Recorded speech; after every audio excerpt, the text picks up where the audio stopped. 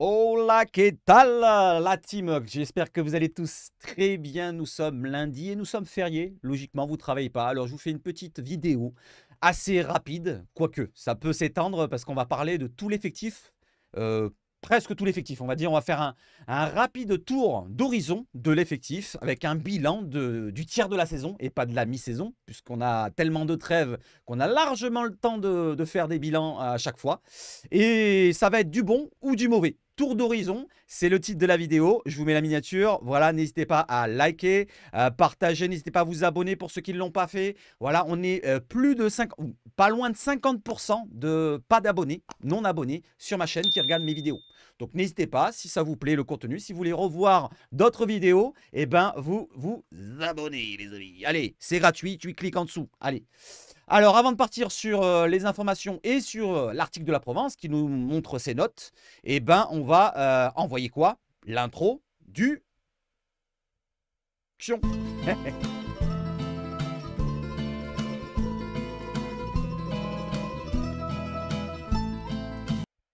Et petite information, vous l'avez déjà entendu, je pense, hier, Quentin Merlin qui est blessé. Il a déclaré forfait pour le rassemblement de l'équipe de France Espoir. Alors moi, personnellement, je pense que c'est du bluff du côté de l'OM pour un petit peu punir Gérald Baticle et donc la FFF qui nous avait blessé le joueur alors qu'il était incertain sur le deuxième match lors du dernier rassemblement. Donc je pense que c'est du bluff, je l'espère. Mais on va prendre l'information à brut. On va attendre de voir s'il y a un retour d'ici aujourd'hui ou demain. Pour l'instant, il n'y a pas de retour. On ne sait pas ce qu'il en est. Est-ce que c'est une pointe à la cuisse, vu qu'il était blessé à la cuisse, ou autre chose, peut-être, qui est arrivé dernièrement. N'oublions pas qu'il est sorti pendant la rencontre face à Auxerre assez tôt dans la rencontre. Je crois que c'était à la mi-temps ou pas loin. Donc, suivons ça de tout près et regardons un petit peu les informations autour de Quentin Merlin. Donc, bonne nouvelle, mauvaise nouvelle, on verra bien. Allez, on enchaîne les amis et on va sur le classement. Nous sommes lundi à 11e journée qui est terminée. La 11e journée qui est terminée. L'OM est encore sur le podium, mais maintenant 3e, plus 2e derrière Monaco qui a 3 points d'avance après sa victoire du côté de Strasbourg. Les Parisiens qui sont loin devant avec 9 points. Derrière nous, on a Lille qui revient à 1 point et les Lyonnaises qui ont gagné leur derby face aux Stéphanoises. Donc 2 points de retard pour les Lyonnaises avec aussi Nice à 3 points, Reims à 3 points, Lens à 3 points, Auxerre 4 points, Toulouse 5 points. Bon, je ne vais pas descendre jusqu'en bas, mais en tout cas, ça commence à se resserrer. Voilà, entre les Monégasques jusqu'à la 9e place environ, il n'y a que 7 points d'écart entre le 2e et le 9e. Pardon. Voilà les amis pour le classement. Regardons maintenant sur un sondage que j'avais mis dernièrement. C'était quoi? C'était par rapport au podium. Alors, il y a Paris qui est devant, il y a Monaco qui devrait terminer sur le podium. Je parle des 3 premières places. Donc les 3 premières places qualificatives pour la Ligue des Champions directement. Il y a la 4e bien sûr, mais il y aura un tour de barrage, comme l'année dernière, avec Lille qui s'est qualifié cette année plutôt. Donc cette année, je vous demande, qui vous craignez pour la lutte à la 3e place? Parce que si on met Monaco et Paris devant les 2 premiers, on va dire, peut-être que Monaco termineront 3e. Je pense que Paris terminera premier, voilà, quoi qu'on en dise. Et ben, qui sera à la lutte avec l'OM? Est-ce que ce sera du Lille, du Lyon, du Nice, du Lens, ou pourquoi pas le Rennes de Sampaoli? Moi, j'ai choisi Lyon. Voilà, j'ai une petite crainte de Lyon. Ouais, c'est infime, mais j'ai une petite crainte de Lyon. J'ai peur que cette saison, je ne sais pas pourquoi, j'ai un ressenti de voir les Lyonnaises nous faire du mal. Voilà, nous faire du mal directement. Peut-être même quand on va les rencontrer au match retour, bien sûr. Mais les Lyonnaises, je sens bien qu'ils vont nous faire un petit peu du sale cette année. Voilà, donc là, ils ont gagné contre Saint-Etienne hier et ils sont plus qu'à 2 points. On va suivre ça de très près. Lille, bien sûr, ils ont une belle équipe, mais ils ont la Ligue des Champions, ça va les user. Bien sûr, Lyon a l'Europa League, il me semble, si je ne me trompe pas, ça va les user aussi. Mais je sens bien les Lyonnais. Moi, c'est mon ressenti. Voilà, donc on peut le ressentir différemment. Vous, c'est Lille, moi, c'est Lyon. Après Lille, c'est une belle équipe. Ils vont peut-être terminer devant et peut-être qu'ils seront même peut-être 2e, peut-être même champion. On verra bien. Voilà le sondage du jour. N'hésitez pas à voter pour le sondage. Regardons maintenant le calendrier. Et quand on regarde le calendrier, les Lillois, on les affronte justement à la 15e journée, juste avant la trêve hivernale, le 15 décembre. D'abord, on se déplacera pour le retour de la trêve le 23 novembre à 17 h sur Bein. Donc, on sera ensemble pour le commenter. Je vous le commenterai en direct. Donc, ce lance OM à partir de 17 h. Ensuite, il y aura le dimanche d'après, le 1er décembre, Marseille contre Monaco. Ça va être compliqué. Je ne sais pas si je serai là. Je ne pense pas. Je pense que c'est un week-end où je travaille. Mais c'est pas grave, on verra bien. Et Saint-Etienne, donc un déplacement du côté du Chaudron. Attention, c'est un déplacement qui peut être compliqué aussi avec l'antagonisme et les antécédents dans le passé entre Saint-Etienne et l'OM. Dans les années 70, c'était plutôt des ennemis plutôt que les Parisiens ou les autres équipes comme les Lyonnaises dans les années 2000. Les Parisiens, c'était les années 80-90, ou plutôt 90. Il y avait Bordeaux aussi dans les années 80. Donc, on a toujours eu dans les décennies des adversaires différents. Il y a eu Saint-Etienne, il y a eu Nice par le passé encore avant. Il y a eu Bordeaux, il y a eu Paris, il y a eu Lyon. Et maintenant, il n'y a plus personne puisque finalement, voilà, quoi, on ne se bat plus contre personne pour gagner des trophées. Donc, les amis, le calendrier, je vous l'ai demandé hier. Combien de points vous voyez? Je vous le redemande encore une fois. N'hésitez pas à donner vos nombres de points. Moi, je vous le dis comme ça, objectivement, je vais le refaire là maintenant tout de suite. Allez, je vois un match nul à Lens, donc ça fait un point. Si on est là actuellement, défaite contre Monaco, victoire à Saint-Etienne et allez, pourquoi pas une victoire contre Lille. Donc ça ferait les 4 matchs, 3 et 3, 6 et 1, 7. 7 points sur 12 possibles. N'hésitez pas à me dire ce que vous en pensez. Donnez-moi votre objectif et votre prono, pardon. Allez, on enchaîne les amis avec l'avis de Samir Nasri qui nous parle sur Canal+ Foot. Et il nous dit, ce qui explique les mauvais résultats de l'OM à domicile, c'est que les joueurs sont submergés par la pression du Vélodrome. Est-ce que c'est ça la principale excuse, la principale raison? Voilà, je pense qu'il y a d'autres choses. Il y a peut-être la qualité, peut-être les idées de jeu prônées par le coach, les idées de mettre un joueur, par exemple un Luis Enrique en termes de numéro 10 ou relayeur, ça convient peut-être parfaitement pas. Donc il y a d'autres choses à faire peut-être et on verra bien si c'est De Zerbi, les joueurs qui vont se réveiller en premier. Allez, on enchaîne les amis avec les notes. On fait le petit bilan et on commence par mes notes. Voilà, mes notes et vos notes aussi. Quand vous êtes en live, vous les notez aussi. Donc les notes depuis le match de la 3e journée. Donc après le Toulouse-OM, vous avez toutes les notes, les moyennes des notes avec Geronimo Rulli qui est premier, 6,55. On a en deuxième, je crois que c'est Jonathan Rowe qui a 5,8. Et ensuite, on a du Højbjerg qui a 5,77. Greenwood 5,72. Et vous allez voir à peu près que ça se ressemble avec ce qu'a dit la Provence, ce qu'a écrit la Provence de leur côté. On a Rulli qui est loin devant. Et derrière, on a du Greenwood, du Højbjerg, comme on l'a mis là. Jonathan Rowe, on l'a mis à 5,8 parce qu'il n'a pas encore eu beaucoup de rencontres à jouer. Et peut-être que la moyenne va descendre au fur et à mesure des défaites, si ça se répète. Comme Enrique, regardez, Enrique qui était dans la moyenne haute au début, quand on l'avait noté. Et il est descendu en dessous de la moyenne. Il est moins de 5 maintenant, 4,77 pour Luis Enrique. Et ne faites pas attention par exemple à Ismaël Koné, qui n'a pas beaucoup de temps de jeu. C'est un peu, voilà, donc c'est relatif de l'avoir noté aussi bas à Ismaël Koné. Allez, on enchaîne les amis et on va directement sur l'article. Et on y va tout de suite. Geronimo Rulli, le taulier. Pour vous, quel est le taulier de ce début de saison après 11 journées? Est-ce que c'est Geronimo Rulli? Est-ce que c'est Pierre-Emile Højbjerg? Est-ce que c'est Greenwood?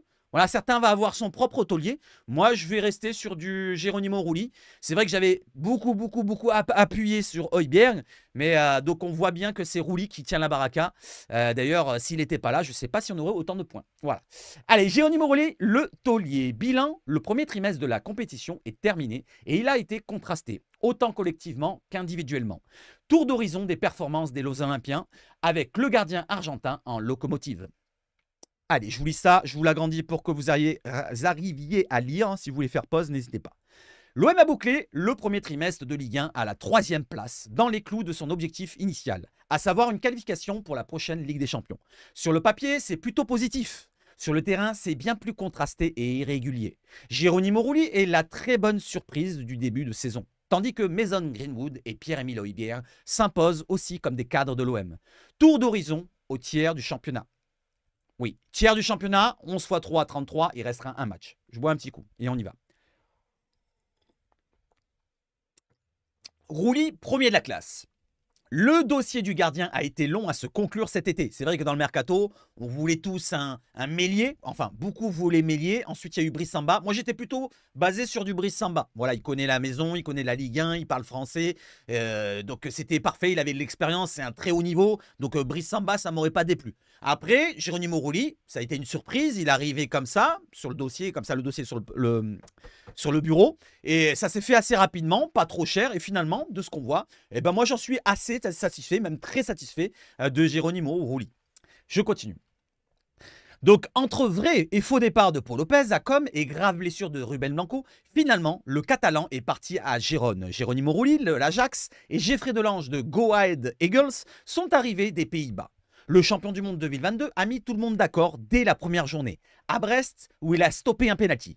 Il a récidivé à Lyon dans un exercice où les deux derniers portiers marseillais, Lopez et Steve Mandanda, ne brillaient pas. Et a réalisé d'autres prestations brillantes à Strasbourg, Montpellier, avec 5,91 de notes de moyenne dans la Provence. Il mène aussi le classement des meilleurs joueurs de l'OM. Moi, je l'ai noté combien? Je ne me rappelle plus. Tiens, on regarde. On fait de temps en temps pour voir combien je l'ai noté, moi ou vous, parce que c'est nous ensemble dans le live. Donc 5,91 pour la Provence, et nous, on est à 6,55. Voilà, on est vachement au-dessus, mais bon, on a la meilleure note. Voilà, c'est la même meilleure note, on va dire. Allez, je continue pour Greenwood, leader d'attaque, et Højbjerg, leader tout court. Mason Greenwood, 5,41 de moyenne. Combien on lui avait noté à Mason Greenwood? 5,72. Ah, c'est proche, ça se rapproche. Et est arrivé à Marseille avec une réputation flatteuse sur le terrain. Et le Britannique a démontré tout son talent, mais sur courant alternatif. Presque toujours phénoménal à l'extérieur, Brest, Toulouse, Montpellier et Nantes, nonchalant ou agaçant au Vélodrome, Nice, Angers, Paris et Auxerre, l'ex de Manchester United est très au-dessus de la mêlée dans ses grands soirs, et seul Bradley Barcola a inscrit plus de buts que lui en Ligue 1, 10 buts contre 8. Pierre-Emile Højbjerg, 5,41, et lui aussi, sans surprise, un recrutement réussi. Et on regarde sa note, 5,41, Højbjerg c'est 5,77, ouais, c'est assez proche. Je reviens sur Greenwood. Dans le sens où il a du mal, surtout à domicile, c'est qu'à domicile, comme je vous l'ai dit hier dans le descriptif un petit peu de notre jeu, c'est qu'on a un jeu un petit peu basé sur l'aspiration de l'adversaire et on est dans l'attentisme. Et quand on va construire le jeu mollement comme on le fait là actuellement et qu'on manque les dernières passes, on se fait contrer et lui ne fait pas les efforts défensifs. Donc c'est peut-être pour ça que finalement, il paraît nonchalant et agaçant au Vélodrome. Je continue. Remplaçant à j'en étais à Pierre-Emile Højbjerg, une belle recrue réussie. Remplaçant à Tottenham la saison dernière, après avoir été l'un des cadres, le Danois, hormis l'enchaînement Strasbourg-Angers où il a plongé, est un leader fiable, déjà vice-capitaine et évidemment titulaire indiscutable. Donnez-moi votre avis sur tous les joueurs que je cite. Dites-moi à quelle note vous le notez pour la moyenne totale depuis le début de saison. Donc là, c'est la moyenne totale depuis le début de saison. Si vous avez envie de mettre une note, par exemple 5,5 ou... Vous voyez ce que je veux dire? Mettez des 0,5 ou 25 si vous voulez. Je ne sais pas si vous avez compris, mais moi je me comprends. Harit, Luis Enrique et Jonathan Rowe décisifs, mais... Harit, il n'a plus le droit de refaire une saison sans inscrire 10 buts. C'est les mots de Zerbi. Et même si le franco-marocain en est encore loin, il a déjà largement dépassé ses standards de 2023-2024 en championnat avec un seul but l'année dernière et 2 passes décisives. Et cette saison, il est déjà à 2 buts, 3 passes décisives et 1 penalty provoqué. Amin Harit est en progrès sur ce plan. Sa note moyenne est d'ailleurs la deuxième de l'effectif. Ah, ils l'ont mis deuxième, d'accord. 5,83, mais elle est à pondérer. Pour les 3 pires prestations de la saison, il était remplaçant contre Angers et a été exclu très tôt lors du Classico, non noté, alors qu'il passait lui aussi à côté de son match. Et a été forfait face à Auxerre. Tiens, on va voir un petit peu la note qu'on lui a donnée. Amin Harit, 5,87. Eh ben, on a mis 4,87. On l'a descendu. Amin Harit, je suis désolé. Bon, je suis désolé, c'est pas de ma faute. C'est vous qui l'avez noté. Je continue. S'il est irrégulier, l'ancien Nantais sera utile à De Zerbi puisque son concurrent direct, on en a parlé au milieu, Valentin Carboni, est gravement blessé. Luis Enrique, décevant depuis son arrivée à Marseille, hormis quelques rares matchs sous Nasser Largué et Jorge Sampaoli et Jean-Louis Gasset, et inoffensif dans le dernier geste, a lui haussé le curseur. 4 buts et 4 passes décisives. C'est vrai que les stats, quand on regarde à brut, on se dit putain, il fait un bon début de saison, Luis Enrique. Ouais, mais c'était au début quand on a enchaîné les gros scores à l'extérieur surtout. Et là, depuis le match face à Nice, si on regarde bien, il a du mal, Luis Enrique. Ce qui est une bonne surprise. Il a toutefois sérieusement calé depuis sa magnifique réalisation contre Nice. Bah tiens, je ne l'avais pas lu le truc. Contre Nice, 4,89 pour Luis Enrique. Et on l'a noté 4,77. On est très proche. Là, on est très proche pour Luis Enrique. Je continue. L'autre ailier gauche, Jonathan Rowe, 5,2. On l'a noté 5,8 de souvenir. Donc on est dans la même note pratiquement, entre 5 et 6 on va dire. Et aussi précieux à la finition, 2 buts, 2 passes D et a étalé de belles promesses, bien qu'il soit parfois brouillon ou trop facile sur certaines actions. Oh, moi je dirais pas trop facile, moi je dis au moins il tente, au moins il n'hésite pas, à contrario d'un Luis Enrique. Voilà, Jonathan Rowe, moi, ce qui me plaît, c'est que c'est un joueur qui va provoquer. Et c'est des joueurs comme ça qu'on veut avoir devant. Voilà, même s'il a du déchet, même s'il est un peu brouillon. On a vu que même sur les matchs où c'était difficile, par exemple contre Auxerre, il a tenté toute la première mi-temps. D'ailleurs, j'ai pas compris pourquoi il a sorti de Zerbi, mais j'ai bien aimé. J'ai bien aimé. Non, il n'a pas sorti, non, c'est sur un autre match qu'il a sorti, pardon, il a laissé son côté gauche. Si je me trompe pas. Non, non, il a sorti. Il a mis Luis Enrique côté gauche. Si je me trompe pas contre Auxerre. Dites-moi si je me trompe. Mais en tout cas, Jonathan Rowe, je préfère la première partie de saison de Jonathan Rowe plutôt que Luis Enrique, même si les stats ne sont pas les mêmes. Et encore que avec le temps de jeu, 2 buts, 2 passes D, l'autre 4-4. Finalement, si on regarde le nombre de minutes, je ne sais pas si Jonathan Rowe a pas la moitié d'un Luis Enrique. J'aurais dû faire le taf avant, mais je pense qu'on ne doit pas être loin de la moitié. Allez, je continue. Passons sur la défense. Cornelius sauve l'honneur en défense. Et l'attaque. Wai en difficulté. Avec 15 buts encaissés en 11 matchs. Je monte un peu. La défense de l'OM n'est pas si catastrophique sur le papier. On est la 7e défense. Tout à l'heure, j'ai regardé au classement. On est la 7e défense et la 2e attaque, toujours. Mais elle a été sauvée plusieurs fois par Rouli et a été ridiculisée par Paris et Auxerre. Non noté face au PSG et la GIA, donc Auxerre, seul Derek Cornelius a la moyenne, 5,17. On va regarder un petit peu les notes de tous les défenseurs pour voir si on n'est pas loin. Donc Cornelius, ah oui, pardon, il faut que je m'enlève à chaque fois que je viens là. Donc je vais m'enlever à chaque fois que je reviens. Donc Cornelius, il a 5,5. Voilà, après la défense, on a Balerdi qui a 4,1, Brassier 3,91. On a Murillo qui a 5, on a Lirola 5,25, 5,5 pour Merlin parce qu'il avait manqué quelques matchs et surtout qu'on ne l'avait pas noté sur les premiers matchs. Donc je ne sais pas si ça aurait été peut-être même pas plus haut en fait. Et Garcia 5,5. Kondogbia 4,71, même si on ne le compte pas comme un défenseur, je le mets dedans, on ne sait jamais. Allez, je reviens et je remonte l'autre écran tout de suite. Donc on revient sur Derek Cornelius. Le Canadien, perfectible dans son placement, tient tant bien mal la route. Tient tant bien que mal la route. Quant à Merlin, 4,6, on l'a noté 5,5, on est vachement plus haut. Très bien parti avant sa blessure, quant à Merlin a été en très grande difficulté lors des 2 derniers matchs, quand Amir Murillo n'a jamais brillé, mais n'a jamais coulé non plus. Vous vous en souvenez ce que je disais quand on comparait Murillo à Jonathan Klaus? Donc Jonathan Klaus n'est plus là, mais on parlait des latéraux droits. On disait que Murillo, il était plus régulier. Il n'était peut-être pas exceptionnel sur des matchs, comme Jonathan Klaus peut l'être. Il peut marquer des buts, il a une bonne frappe, il a une bonne passe. Je parle de Jonathan Klaus. Alors que Murillo, voilà, c'est entre deux. Il est bon, ça peut arriver très bon quelques matchs, mais il est souvent bon, moyen, pas bon. Et c'est rare qu'il soit très très mauvais. Vous voyez ce que je veux dire? Alors qu'un Jonathan Klaus, il peut nous énerver parce qu'on connaît son talent et surtout qu'il ne ferait pas ses efforts comme il a fait l'année dernière. Donc il peut nous énerver dans ce domaine-là. On connaît sa qualité et il peut avoir une note très basse. Donc Amir Murillo, 4,75. Je continue. Mauvais vendredi soir, Paul Lirola, 4,8, a été sorti de la cave par De Zerbi cet été. Et il a 5,25 de Paul Lirola, de souvenir. L'Espagnol a été correct lors de ses apparitions, sauf contre Auxerre, et restera l'un des hommes du miracle à Lyon, un but, une passe décisive. Geoffrey Kondogbia a eu le compte en défense. 4,81.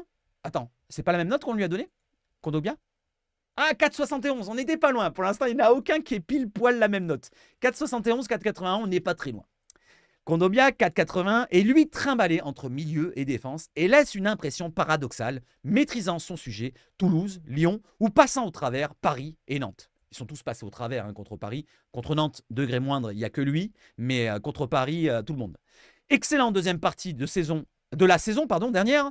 Leonardo Balerdi, 4,43. Et nous, on l'a noté combien, j'ai dit? 4,1, je crois. 4,1, on n'est pas loin de Leonardo Balerdi. Il a 4,1 chez nous. Et chez la Provence, 4,43. À lui régresser d'un an ou deux, avec un carton rouge, surtout sévère, mais un peu stupide, aussi contre Lyon, un but contre son camp absurde contre le PSG, une relance axiale qui déroule le tapis rouge à l'adversaire contre Auxerre, on croirait revoir le Balerdi du temps d'Igor Tudor. Une époque où il alternait le très bon à l'extérieur et le catastrophique à domicile, comme depuis l'arrivée de Roberto De Zerbi. Pour défendre un petit peu Balerdi, il a eu son pépin physique, voilà, sa blessure, quand il était allé en sélection argentine avec l'Albiceleste, il s'est blessé. Et il a eu aussi sa suspension. Donc il a eu une saison, un début de saison qui a été un petit peu irrégulier dans le sens où il n'a pas eu le temps de se mettre en route. Et même en plus avec les trêves. Donc vous voyez, il a eu combien de trêves? Je parle de Balerdi en comptant sa blessure, en comptant les trêves internationales et en comptant sa suspension. Donc si on regarde bien, Balerdi, il a été arrêté. C'est la 5e fois qu'il se fait stopper. 5e fois que Balerdi se fait stopper dans son élan pour ce début de saison. Sur 11 matchs, ça fait beaucoup. Voilà, c'est pour ça que je vous dis que moi, cette saison, Elle me casse les bonbons avec toutes ces trêves au milieu de terrain, j'allais dire. Au milieu, franchement, ça nous fait une saison qui n'a pas vraiment encore débuté vraiment sur la durée, quoi. 4-5 matchs, 3-4 matchs, 4-5 matchs, 3-4 matchs, une trêve, une trêve, une trêve. Oh, c'est casse-couille, hein. C'est casse-couille. Allez, je continue pour Balerdi. C'est toutefois un peu mieux, ou moins pire, c'est selon que son partenaire de la charnière, Lilian Brassier, 4,07. Et on l'a noté combien? 3,91 je crois. Hein. Attendez, je reviens en arrière. Brassier, c'est 3,91. On n'est pas très loin. Hein. 4,07, c'est très proche. Très insuffisant. Et 100 matchs référence. Ou Kelly Wai, 3,81. Et on lui a donné combien, Eli Wai? 3,81. 3,75. Ah bah Eli Wai, c'est le plus proche. On a trouvé Eli Wai le plus proche, 3,75. Il a 3,81 chez la Provence. 3,81. L'ancien Montpellierin avec 2 buts, dont 1 sur penalty, et une passe n'est pas assez décisif et n'apporte pas grand-chose dans le jeu. Ismaël Koné, 3,6, lui n'a jamais passé plus de 67 minutes sur un match et sa faible note moyenne est à relativiser. C'est comme je vous l'ai dit, Ismaël Koné, ne faites pas trop attention à sa note. Il n'a pas eu vraiment le temps de se mettre en place à son poste peut-être préférentiel. Donc j'attends de voir pour Ismaël Koné pour vraiment le juger, voilà, comme certains. Pour l'instant, contrairement à Geronimo Rulli. Voilà, donc contrairement à Geronimo Rulli, Koné n'a pas eu le temps de jeu. 3,6 pour Koné et on l'a noté 3,9. On n'est pas très loin. Voilà les amis, pour le descriptif de pratiquement tout l'effectif par rapport à ce qu'ils nous mettent là en note pour la Provence. N'hésitez pas à me dire s'ils sont sévères ou pas, ou si c'est nous qui sommes sévères du côté de nos notes. En tout cas, il y a les dernières notes là, avec Ulysse Garcia qui a 5,3. Nous, on a mis 5,5. Adrien Rabiot qui a 5,13 et nous, on lui a mis 4,87 en dessous de la moyenne. Donc on est sévère avec Adrien Rongier puisqu'on attend beaucoup. Adrien Rabiot, pardon. Neil Maupay 5,5. Ah, par contre, on l'a défoncé à Neil Maupay. Il a 4,37 parce qu'on l'a défoncé contre Angers. Il se fait expulser, mais il joue 30 minutes. Donc contre Angers, ben, il faut lui mettre une note basse. Donc c'est pour ça qu'il a une note très basse chez nous, 4 et quelques. Valentin Rongier 4,25 et nous on l'a noté, Valentin Rongier 4,50. Donc on n'est pas très loin. Et la note moyenne de Roberto De Zerbi est de 5,14 selon la Provence et nous on l'a noté 5,50. Voilà, donc on n'est pas très loin finalement sur certaines notes. N'hésitez pas à me dire si vous êtes d'accord avec toutes les notes qu'on a mis là en avant, si vous pensez que la Provence est plus juste que nous. Voilà les amigos. Sinon vous avez la blessure de Merlin et sinon ben, on va terminer la vidéo sur ceci. Voilà, on regarde les dernières informations, s'il y a quelque chose qui est tombé. Ah oui, il y avait ça, excusez-moi, un petit logo, voilà, de petits concepts de Lélé GFX, pardon, qui nous met 2 concepts différents de logos. Je les trouve beaux, voilà, celui-là, avec le logo qui ressemble de cette année avec l'écusson au-dessus, voilà. Et le deuxième, dites-moi lequel vous préférez, celui-là ou celui-là. Voilà, celui-là, c'est le 2. Vous me dites dans le commentaire, là, vous me mettez logo 1 ou logo 2. Ça, c'est le logo 2. Voilà, dites-moi lequel vous préférez, logo 2 ou logo 1, je reviens. Logo 1 ou logo 2. Allez, dites-moi lequel vous préférez. Voilà les amis, je pense qu'on a terminé. Maintenant, on passe sur la page d'accueil. On regarde, donc l'Olympique de Marseille, le Tifo, donc en solidarité de la région valencienne. Et c'est terminado. Voilà, je remets la grosse caméra et je vous souhaite de passer une excellente journée. N'hésitez pas à vous abonner pour ceux qui ne l'ont pas fait. Merci en tout cas pour ceux qui le font, là, sur cette vidéo-là. Ça me fait chaud au cœur. Et merci à tous les dons d'hier pendant le live qu'on a passé ensemble. Il était intéressant. Voilà, on a plus ou moins un peu rigolé, voilà, ici et là. Donc, n'hésitez pas pour ceux qui sont intéressés par les lives à le regarder. Vous l'avez là. Je vous le mets en i. Voilà, il y a un petit i qui apparaît en haut. Ou je vous le mets même à la fin de vidéo. Tiens, on vous le met à la fin de la vidéo. Les amis, maintenant, je vais vous souhaiter de passer une excellente journée. Et vive le foot, chez Sabach Foot surtout. Et surtout, il est où? Allez l'OM!